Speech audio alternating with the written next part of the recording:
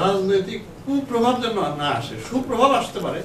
রাজনীতিবিদরাই তো আলটিমেটলি আমাদের আন্ডারে, দেশ তো তারাই চালাবেন।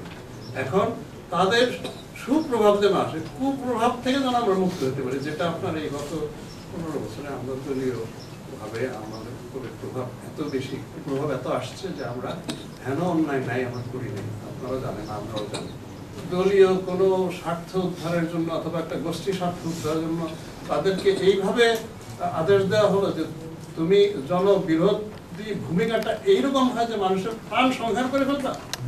আমরা তো আগে আচ্ছা ঠিক আছে কাউকে অ্যারেস্ট করে নিয়ে একটা তাকে মামলা দিয়ে ভিতরে রেখে দিয়েছি, এই সেই এগুলো করা হয়েছে, কিন্তু একেবারে তুমি তাকে একবারে গুলি করে মেরে ফেলবা ফর দিস রিজন, মানে এটার কোনো জবাবই নেই আমার কাছে, আপনাদের কাছেও নেই।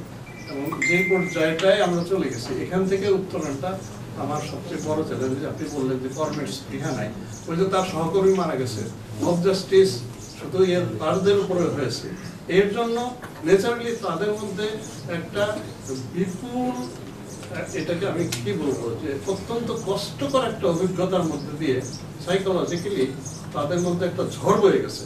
নট অনলি পুলিশ, সমাজের লোকের মধ্যেও আমরা যে জিনিস দেখেছি, আমরা যে এটা দেখে অভ্যস্ত নই তো। তা এখন পুলিশের মধ্যে এটা আরো বেশি, কারণ সে তো একদম ফ্রন্ট লাইনে ছিল, তার পাশেই দেখা গেছে একজনকে মেরে মানুষ ঝুলিয়ে দিয়েছে।